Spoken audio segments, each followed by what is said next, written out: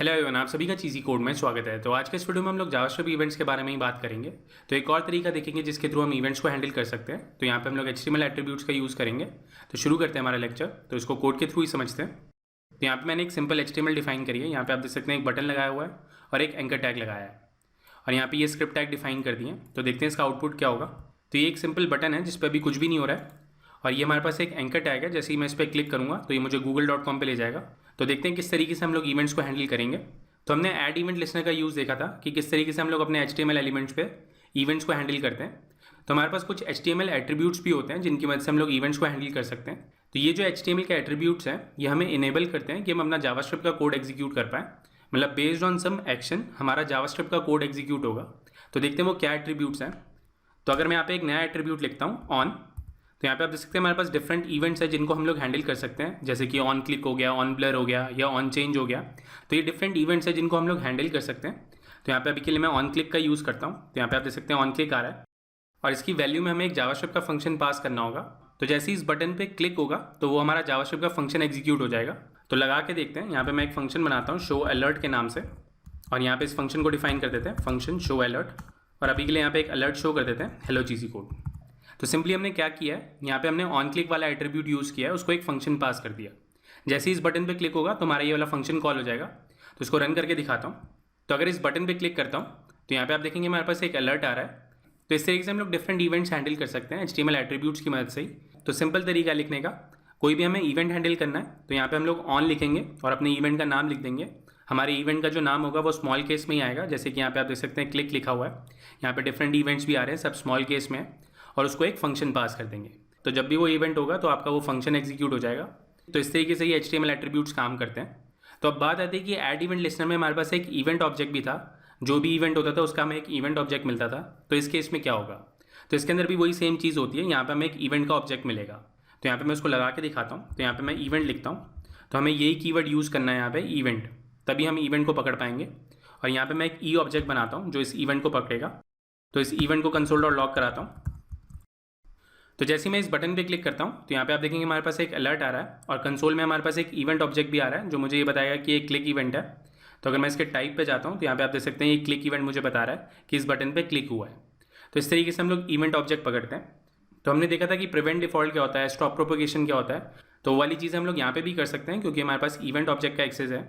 तो यहाँ पे प्रिवेंट डिफॉल्ट का यूज़ करके देखते हैं। तो ये हमारे पास एक सिंपल एंकर टैग है। अभी ये रीडायरेक्ट होता है google.com पे। तो यहाँ पे मैं अभी के लिए ऑन क्लिक लगा देता हूँ और यहाँ पे हम लोग एक फंक्शन पास करेंगे डोंट रीडायरेक्ट और यहाँ पे हमें एक इवेंट ऑब्जेक्ट मिलेगा। तो इस तरीके से हम लोग एक इवेंट ऑब्जेक्ट पास करेंगे इसके अंदर और अभी के लिए यहाँ पे एक फंक्शन डिफाइन कर देते हैं फंक्शन डोंट रीडायरेक्ट और यहाँ पे इस इवेंट ऑब्जेक्ट को हैंडल करेंगे। तो यहाँ पे मैं लिखता हूँ e.prevent-default और यहाँ पे अभी के लिए console.log लगा देते हैं लिंक क्लिक्ड। तो सिंपली हमने event.prevent-default का यूज़ किया है। जो भी उसका डिफ़ॉल्ट बिहेवियर है उसको हम लोग प्रिवेंट कर रहे हैं कि वो रीडायरेक्ट नहीं करेगा, उसको वो प्रिवेंट कर लेगा। और हम लोग यहाँ पे console.log लगा रहे हैं कि यहाँ पे लिंक क्लिक हुआ है। तो इसको रन करके देखते हैं। तो अगर मैं इस लिंक पे क्लिक करता हूँ तो यहाँ पे आप देखेंगे लिंक क्लिक लिखा आ रहा है और उसने रीडायरेक्ट नहीं किया है क्योंकि यहाँ पे हमने event.prevent-default लगाया हुआ है। तो इस तरीके से ये काम करता है। तो जो काम हम ऐड इवेंट लिस्नर से कर रहे थे वो हम HTML एट्रीब्यूट्स की मदद से भी कर सकते हैं। तो एक सिंपल सा एग्जांपल देखते हैं इसका। तो इस कोड को मैं ऐसे रिमूव कर देता हूँ और यहाँ पे एक HTML पेस्ट कर देता हूँ। तो ये मेरी एक सिंपल HTML है जहाँ पे मैंने एक div टैग डिफाइन किया, उसके अंदर 2 इमेजेस लगाई हैं और उन इमेजेस पे एक ऑन क्लिक लगाया हुआ है। प्ले नाम का एक फंक्शन है और एक पॉज नाम का फंक्शन है। तो यहाँ पे उन फंक्शंस को क्रिएट करते हैं, बट उससे पहले देखते हैं कि ये UI दिखती कैसे है। तो यहाँ पे आप देख सकते हैं इस तरीके से हमारे पास ये UI आ रही है। तो यहाँ पे हमारे पास ये प्ले वाला बटन है और ये पॉज वाला बटन है। तो यहाँ पे आप देख सकते हैं मुझे एरर भी दे रहा है कि आपने एलिमेंट्स पे ऑन क्लिक लगा रखा है बट आपने कोई फंक्शन डिफाइन नहीं किया है। तो देखते हैं इन फंक्शंस को कैसे डिफाइन करेंगे। इसके क्लिक पे एक ऑडियो प्ले करके दिखाता हूँ। तो यहाँ पे मैं एक वेरिएबल बनाता हूँ सॉन्ग के नाम से और इसको मैं इनिशियलाइज करूँगा ऑडियो ऑब्जेक्ट से। तो जब भी हमें कोई ऑडियो प्ले करना होता है, जैसे कि हमारी MP3 फाइल होगी या हमारी कोई वेव फाइल होगी, तो उसके लिए हम इस ऑडियो ऑब्जेक्ट का यूज़ करते हैं। ये हमारे पास एक बिल्ट इन ऑब्जेक्ट है। सिमिलरली हमारे पास एक वीडियो का भी ऑब्जेक्ट होता है, तो उसका हम लोग यूज़ कर सकते हैं। तो यहाँ पे मैं इसको एक src असाइन करता हूँ जो कि इसका सोर्स होगा। तो यहाँ पे मैंने एक ऑडियो फाइल डाल रखी है add.mp3 के नाम से, उसका हम लोग यूज़ करेंगे। और यहाँ पे मैं एक फंक्शन डिफाइन कर देता हूँ प्ले के नाम से। तो जैसे हमारे इस प्ले वाले बटन पे क्लिक होगा तो हमारा ये वाला फंक्शन एग्जीक्यूट होगा। तो इसके अंदर हम इस सॉन्ग को प्ले कर देंगे और यहाँ पे एक फंक्शन बनाता हूँ पॉज के नाम से। तो जैसे ही हमारा पॉज वाला बटन क्लिक होगा तो हम इस सॉन्ग को पॉज कर देंगे तो इसको रन करके दिखाता हूँ। इस तरीके से हम लोग ऑडियो प्ले कर सकते हैं। तो ये वाली चीज़ गेम डेवलपमेंट में बहुत ज़्यादा यूज़ होती है, क्योंकि वहाँ पे हम लोग सॉन्ग प्ले करते हैं, मतलब बैकग्राउंड में एक म्यूज़िक बज रहा होता है, तो इसका हम लोग यूज़ कर सकते हैं। तो अब की बारी मैं इस पर प्ले पे क्लिक करता हूँ, तो शायद आपको आवाज़ नहीं आएगी, बट एक गाना प्ले हो रहा है, तो इसको मैं लगा के दिखा दूंगा पीछे। सिमिलरली यहाँ पे हम इसको पॉज भी कर सकते हैं, तो ये हमारे पास पॉज भी हो जाएगा। तो अभी के लिए इस पर कंसोल और लॉग लगा के दिखाता हूँ, जिससे आपको क्लियर हो जाए कि गाना प्ले हो रहा है और गाना पॉज भी हो रहा है। तो यहाँ पे प्ले करता हूँ इसको, तो यहाँ पे आप देखेंगे प्ले लिखा गया है कि हमारा गाना बज रहा है, और अगर मैं इसको पॉज करता हूँ तो हमारा गाना पॉज हो जाएगा। तो यहाँ पे आप देख सकते हैं इस तरीके से पॉज हो गया। तो इस तरीके से आप इवेंट्स को हैंडल कर सकते हैं इन एट्रीब्यूट्स की मदद से। आई होप आपको ये क्लियर हुआ होगा। तो एक और एग्जांपल देखते हैं जहाँ पे ये सबसे ज़्यादा यूज़ होता है, मतलब ये जो HTML एट्रीब्यूट्स है सबसे ज़्यादा वहाँ पे यूज़ होते हैं। तो ये मैंने एक सिंपल HTML डिफाइन करी है keyboard.html के नाम से, और यहाँ पे मैंने एक इनपुट टैग डिफाइन किया है। तो ये हमारे पास एक कॉमन रिक्वायरमेंट होती है कि अगर हमारी नेम वाली फील्ड है तो उसमें बंदा कोई नंबर ना डाले, मतलब मुझे वैलिडेट करना है कि बंदा उसमें नंबर्स ना डाले, सिर्फ कैरेक्टर्स ही डाले, चाहे वो अपर केस में हो चाहे वो स्मॉल केस में हो, सिर्फ नंबर्स ही हो। तो देखते हैं वो वाली वैलिडेशंस कैसे लगाते हैं। ऑन की प्रेस, और यहाँ पे मैं एक फंक्शन पास करता हूँ ओनली अल्फ़ाबेट्स। तो मैं चाहता हूँ कि सिर्फ अल्फ़ाबेट्स ही टाइप कर पाए, मतलब जितने भी हमारे कैरेक्टर्स हैं सिर्फ वही टाइप कर पाए यूज़र। तो यहाँ पे मैं इसमें इवेंट भी पास करूँगा। तो इस तरीके से हम लोग एक फंक्शन डिफाइन करेंगे यहाँ पे, जो कि हमारा की प्रेस इवेंट को हैंडल करेगा। तो यहाँ पे मैं स्क्रिप्ट टैग डिफाइन करता हूँ, और यहाँ पे एक फंक्शन डिफाइन करते हैं ओनली अल्फ़ाबेट्स। यहाँ पे मैं एक इवेंट ऑब्जेक्ट मिलेगा, और यहाँ पे एक कंसोल और लॉग लगाते हैं e.keycode। तो जो भी बंदा टाइप करेगा उसका की कोड हमारे पास आ जाएगा। तो इसको रन करके देखते हैं। तो ये हमारा एक सिंपल इनपुट टैग है। जैसे मैं यहाँ पे ए प्रेस करता हूँ तो यहाँ पे आप देखेंगे 97 आ रहा है। अगर मैं कैप्स वाला ए प्रेस करता हूँ तो यहाँ पे आप देखेंगे 65 आ रहा है। तो इन की कोड्स की मदद से हम लोग हैंडल करेंगे कि बंदे को क्या अलाउड है। तो अगर मैं यहाँ पे 1 टाइप करता हूँ तो यहाँ पे आप देखेंगे 49 आ रहा है। तो इस तरीके से हम लोग इसकी हैंडलिंग करेंगे। तो यहाँ पे मैं एक वेरिएबल डिफाइन करता हूँ let char code equal to e.keycode। तो ये हमारे पास कैर कोड आ जाएगा, जो भी हमारा कैरेक्टर का कोड होगा वो हमारे पास इस वेरिएबल के अंदर आ जाएगा। तो यहाँ पे मैं एक कंडीशन डिफाइन करूँगा। तो एक बार कैर कोड्स देख लेते हैं कि हमारे पास कैरेक्टर कोड्स हैं क्या। तो जो हमारे पास कैप्स वाला ये होता है उसकी वैल्यू होती है 65, और जो हमारे पास जेड होता है, मतलब कैप्स वाला जेड है, उसकी वैल्यू होती है हमारे पास 90। और सिमिलरली हमारे पास ए के लिए भी एक वैल्यू है, जो कि हमारा लोअर केस ए है, उसके लिए हमारे पास वैल्यू होती है 97। और सिमिलरली लोअर केस वाले जेड के लिए हमारे पास वैल्यू होती है 122। तो इन वाले कैर कोड्स का हम लोग यूज़ करेंगे, और उसके बेसिस पे एक कंडीशन डिफाइन करता हूँ। इफ़ अगर हमारा कैर कोड जो है वो अगर 64 से तो बड़ा है, एंड कैर कोड जो है हमारा वो लेस देन 91 है, तो ये हमारे अपर केस वाले सिनेरियोज़ को हैंडल करेगा। तो ये वाली जो कंडीशन है हमारी, ये अपर केस वाले सिनेरियोज़ को हैंडल करेगी, क्योंकि यहाँ पे आप देख सकते हैं 65 है ये और 90 है। तो यहाँ पे मैंने 91 का चेक लगाया और 64 का चेक लगाया है कि उसका कैर कोड 64 से ऊपर होना चाहिए और कैर कोड उसका 91 से कम होना चाहिए। मतलब ए से जेड के बीच में जितने भी कैरेक्टर्स हैं वो अलाउड है। और यहाँ पे हम लोग स्मॉल केस को भी हैंडल करेंगे।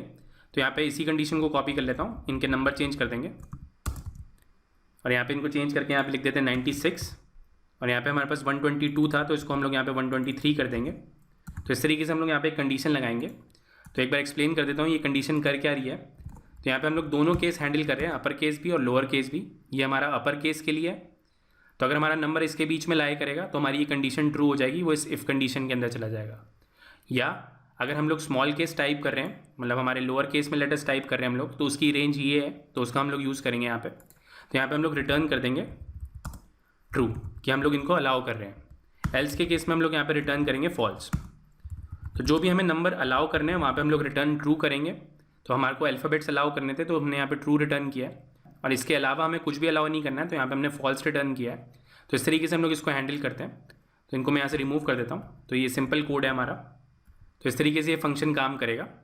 तो इसको रन करके देखते हैं ये काम करेगा कि नहीं, इस ट्रू और फॉल्स का क्या मतलब है। तो यहाँ पे अगर मैं कुछ टाइप करता हूँ तो यहाँ पे आप देख सकते हैं अल्फ़ाबेट्स तो टाइप हो रहे हैं। अगर मैं यहाँ पे नंबर टाइप करता हूँ तो नंबर भी टाइप हो रहे हैं। तो ऐसा क्यों हो रहा है, हमने तो वहाँ से फॉल्स रिटर्न कराया था, उस फॉल्स का क्या यूज़ है।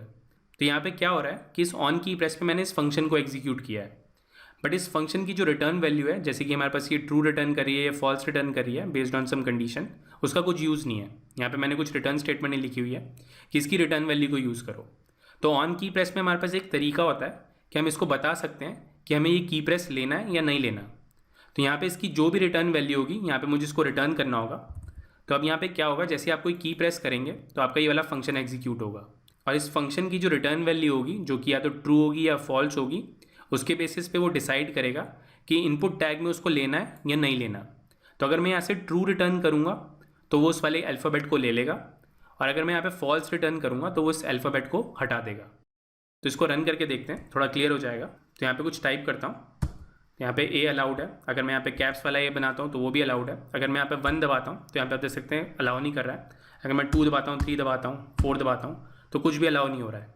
तो इसको लॉग भी करा के दिखाता हूँ जिससे आपको पता चल जाए कि मैं टाइप कर रहा हूँ। तो अगर मैं यहाँ पे 1 टाइप करता हूँ तो यहाँ पे आप देख सकते हैं कीबोर्ड इवेंट हुआ है जिसमें मैंने 1 प्रेस किया है, बट वो यहाँ पे दिख नहीं रहा है क्योंकि यहाँ पे हमने रिटर्न फॉल्स किया है। तो सिंपल कॉन्सेप्ट है, ऑन की प्रेस पे या तो आप ट्रू रिटर्न करेंगे या फॉल्स रिटर्न करेंगे।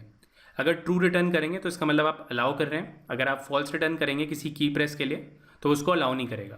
तो इस तरीके से ये की प्रेस इवेंट काम करता है। तो काफ़ी यूज़फुल फंक्शन है ये। इस तरीके की वैलिडेशंस बहुत कॉमन होती हैं हर एप्लीकेशन के अंदर। तो आज के लिए इतना ही। अगर आपको ये वीडियो अच्छा लगा तो प्लीज़ लाइक करें। अगर अभी तक आपने हमें सब्सक्राइब नहीं किया तो प्लीज़ सब्सक्राइब करें। Thank you for watching. आपका दिन शुभ हो। धन्यवाद।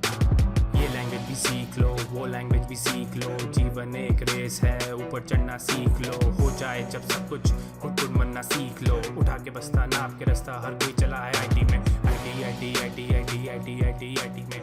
आईटी